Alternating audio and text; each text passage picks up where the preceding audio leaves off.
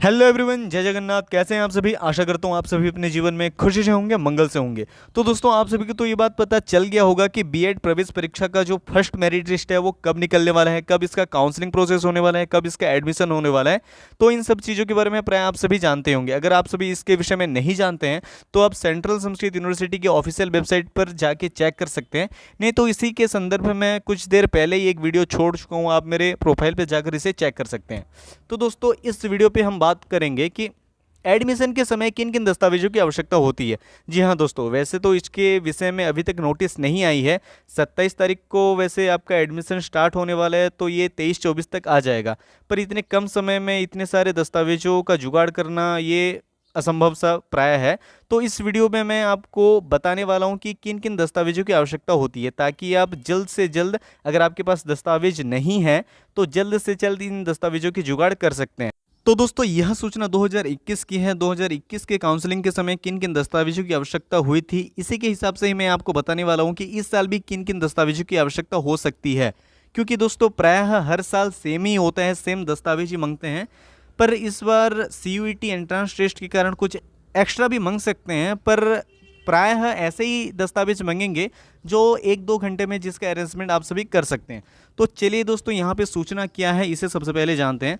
तो दोस्तों, यहाँ पे आप सभी देख सकते हैं कि यहाँ की जो शुल्क है, फीस है बीएड वालों की, वो 5100 रुपये है। वैसे दोस्तों, इस साल सीयूईटी के कारण पता नहीं आचार्य वालों का ये फीस इतना ज़्यादा कर दिया गया है। पहले तो आचार्य वालों का 1100 इतने में ही निपट जाता था, पर अभी 3700 रुपये कर दिया गया है आचार्य वालों का। और ये अगर एंट्रांस और ये अपना रजिस्ट्रेशन फीस जोड़े तो 4500 रुपये ऐसे कुछ हो रहे हैं। तो दोस्तों, यहाँ पे आचार्य वालों का इतना ज़्यादा बढ़ गया है, तो आप सभी का भी बढ़ने का पूरा पूरा चांसेस है। पर देखते हैं आगे क्या होता है, इसके विषय में तो अभी तक सूचना नहीं आई है। तो दोस्तों, चलिए अभी हम बिना देर किए हुए किन किन दस्तावेजों की आवश्यकता हो सकती है इसके विषय में जानते हैं। तो दोस्तों, यहाँ पे आप सभी देख रहे होंगे कि कुल 12 प्रमाण पत्र यहाँ पे मांगे गए हैं। कुछ ज़्यादा भी हो सकते हैं इस साल आप लोगों के लिए, पर 12 से ज़्यादा ही होंगे, 12 से कम नहीं होंगे। और एक बात दोस्तों, मैं आप सभी को बता देना चाहता हूँ कि बीएड प्रवेश के समय दस्तावेज को लेकर बहुत ही ज़्यादा वो स्ट्रिक्ट होते हैं। अगर आपके पास एक भी दस्तावेज नहीं है तो आपके एडमिशन के समय प्रॉब्लम्स हो सकती हैं। वैसे एडमिशन तो हो जाते हैं, पर बहुत ही ज़्यादा परेशानियों का सामना करना पड़ता है, बहुत ही ज़्यादा भाग दौड़ करना पड़ता है। दोस्तों, फालतू भाग दौड़ करने से अच्छा है आप सभी इन दस्तावेजों को जल्द से जल्द तैयार कर लें।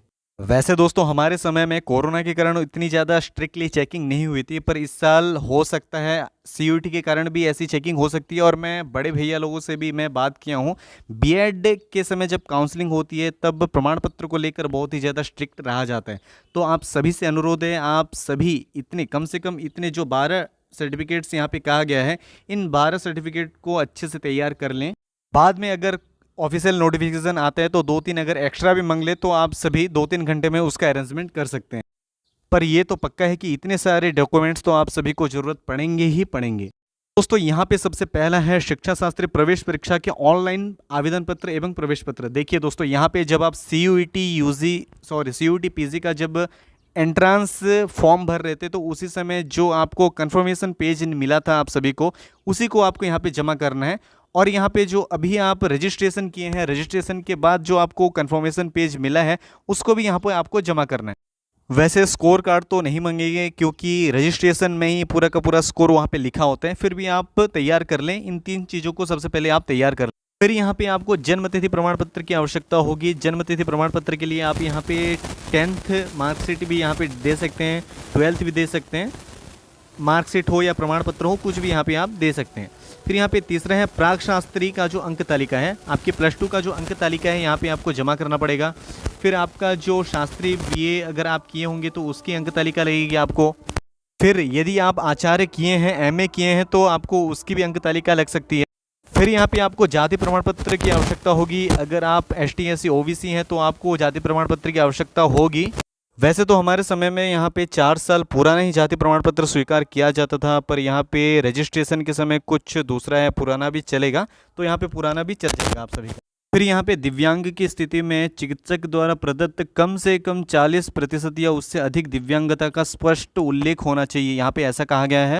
तो दोस्तों यहाँ पे 8वें में कहा गया है कि यदि आप क्रीड़ा एवं युद्ध से आहत हैं तो संबंधित प्रमाण पत्र आवश्यकता होगी। तो दोस्तों आप सभी को तो पता होगा कि हर साल हमारे सेंट्रल संस्कृत यूनिवर्सिटी में यूथ फेस्टिवल होती है।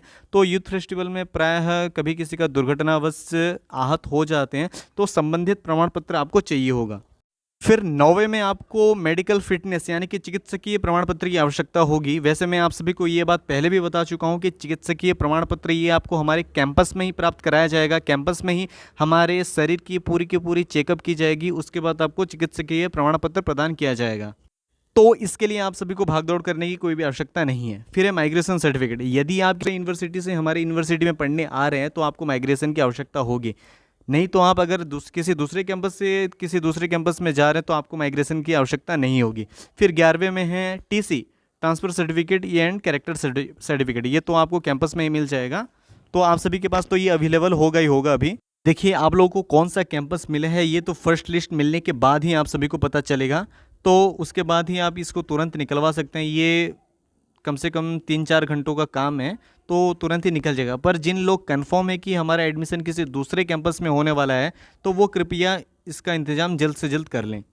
फिर दोस्तों यहाँ पे रैगिंग के विरोध विश्वविद्यालय द्वारा निर्धारित शपथ पत्र यानी कि आपको शपथ पत्र देना होगा। www.antiragging.com पे जाके आपको वहाँ पे रजिस्ट्रेशन करना पड़ेगा। उसके बाद कुछ फॉर्म्स आपके मेल्स पे आएंगे, उस फॉर्म को फिलअप करके आपको जमा करना पड़ेगा। वैसे इस सर्टिफिकेट को भी आप मेरिट लिस्ट निकलने के बाद ही भरें, 26 तारीख के बाद ही भरें, तुरंत भर जाएगा, इसमें कोई दिक्कत नहीं है। क्योंकि यहाँ पे भी कैंपस का नाम, कैंपस के प्रिंसिपल का नाम, फिर कैंपस के पास में कौन सा पुलिस स्टेशन है, इन सभी चीज़ों को यहाँ पे लिखना पड़ता है। तो दोस्तों इसे भी आप 26 तारीख के बाद ही फिलअप करें। तो दोस्तों आप सभी को पता चल गया होगा कि प्रवेश के समय किन किन दस्तावेजों की आवश्यकता होती है। यदि आपके पास इन दस्तावेजों में से कोई भी दस्तावेज नहीं है तो आप जल्द से जल्द उसका इंतजाम कर लें। और एक बात दोस्तों, यहाँ पे आपको ABC सर्टिफिकेट यानी कि एकेडमिक बैंक ऑफ क्रेडिट नाम का एक नया सर्टिफिकेट भी बनवाना पड़ सकता है। वैसे मेरे को लगता है कि बीएड वालों के लिए ये सर्टिफिकेट नहीं बनवाना पड़ेगा, क्योंकि यहाँ पे सर्टिफिकेट इसलिए बनवाया जाता है ताकि आप सत्र करते करते अगर कुछ परेशानियों के कारण आपको सत्र छोड़ना पड़ता है तो पुनः जब आप सत्र को ज्वाइन करेंगे तो आपको जहाँ से छोड़े थे वहीं से ही आप उसको कंटिन्यू कर सकते हैं। तो प्रायः मुझे नहीं लगता कि बीएड वालों के लिए ऐसी कोई भी सुविधाएं हैं। पर चिंता ना करें, ये सर्टिफिकेट भी 1-2 घंटे में आराम से बन जाएगा, इसके लिए कोई भी टेंशन लेने की ज़रूरत नहीं है। तो दोस्तों मैं समझ गया हूँ कि आप सभी को किन किन दस्तावेजों की आवश्यकता हो सकती है, इसके विषय में पूरा का पूरा इन्फॉर्मेशन मिल गया होगा। तो दोस्तों आप सभी को अगर हमारा वीडियो थोड़ा सा भी पसंद आया होगा तो इस वीडियो को लाइक, शेयर एंड कमेंट करना ना भूलें। जय जगन्नाथ।